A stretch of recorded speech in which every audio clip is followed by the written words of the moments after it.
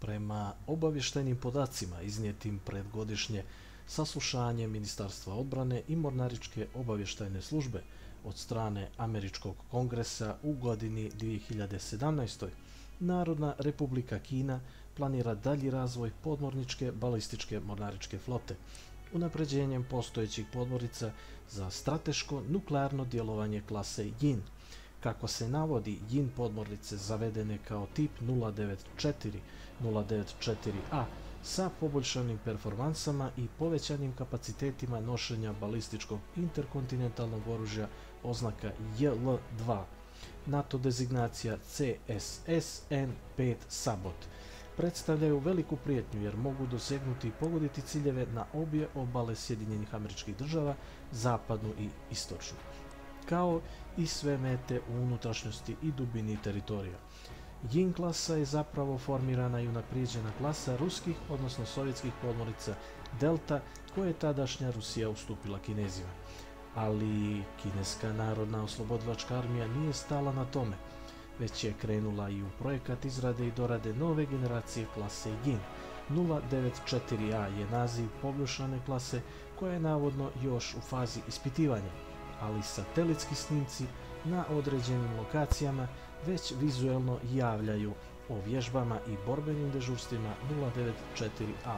Njeni projektili su JL-2, imaju domet do čak 8000 km i testirani su uspješno davne 2005. godine i ulaze u upotrebu nakon obustave programa JL-1 starijih raketa koje je koristila klasa Xia.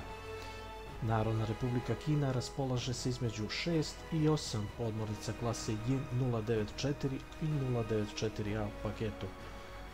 Ali ovdje ćemo pričati o misterioznom razvoju stravične podmorničke mašine, koja je u toku.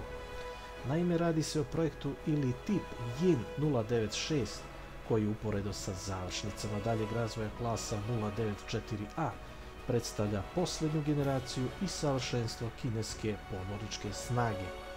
Yin 096 je tajni projekat koji bi trebao biti u toku jer je nezvanično započet 2020. godine. O ovom tipu podmornice ne znamo ništa, osim da zadržava približno isti oblik i siluetu kao 094A. Ali prema neimenovanim izvorima, ova podmornica će imati i treću i napredniju balističku interkontinentalnu generaciju raketa i zvaće se JL-3.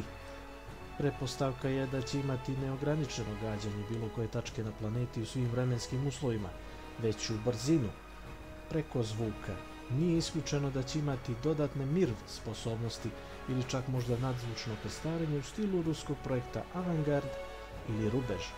Za tip 096, kao i za 094A, su kineski vojni zvaničnici izjavili da predstavlja kontraudar, kontrareakciju strateških balističkih nuklearnih snaga u slučaju da budu izazvane, to jest da budu sredstvo odvraćanja nakon agresivnog djelovanja neprijateljskih ICBM i raketnih strateških mogućnosti.